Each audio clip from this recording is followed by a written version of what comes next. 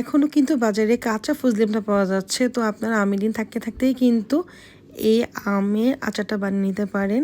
মশলাগুলো একটু গুঁড়ো করে নিয়েছি, আর এখানে আদা রসুন আর কাঁচামরিচ দিয়েছি। আদা রসুনটা একদম একটু বড় বড় করে রেখেছি, আর কাঁচামরিচগুলো আস্ত রেখেছি। আর এর মধ্যে আবার কিছু কিন্তু ভেঙে নিয়েছি, মানে আধা ভাঙা করে নিয়েছি। এখন লাগবে ভিনেগার, আর কিচ্ছু না।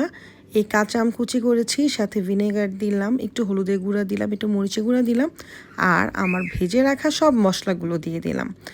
এখন আদা রসুনটাও সাথে অ্যাড করে দিব। তো এটা যেহেতু একটু ভেজা ভেজা আছে, আর বাইরে যেহেতু বৃষ্টি, তো এখন যেটা করব আমি এটা একদম পুরো তেলে দিয়ে দিব। এমনি নর্মালি কিন্তু কাঁচের বয়মে নিয়ে উপরে তেলটা ঢেলে দিলেও হয়, কিন্তু আমার কাছে তাও মনে হয় যদি নষ্ট হয়ে যায় নষ্ট হয়ে যায়, এই জন্য আমি কোনো প্রকার কোনো রিস্ক নিতে রাজি না। তো আমি একটা কড়াইয়ের মধ্যে কিছু শুকনা মরিচ দিলাম, আর শুকনা মরিচটার সাথে সর্ষে তেলটা একদম ভালোভাবে গরম হওয়ার পর আমি আস্তে আস্তে আচারটা দিয়ে দেবো। এটা খুব বেশিক্ষণ সেদ্ধ করব না, জাস্ট 2-1 মিনিট একটু নাড়াচাড়া করব, তারপরেই কিন্তু কাচের বয়ামে এটা ভরে ফেলবো। এই আচারটা খেতে অসম্ভব মজা, চাইলে আপনারা একটু চিনিও অ্যাড করতে পারেন যারা মিষ্টি খাবেন।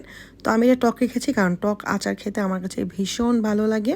তো আজকে এই পর্যন্তই ছিল। কেউ আচারটা বানালে অবশ্যই আমাকে জানাবেন।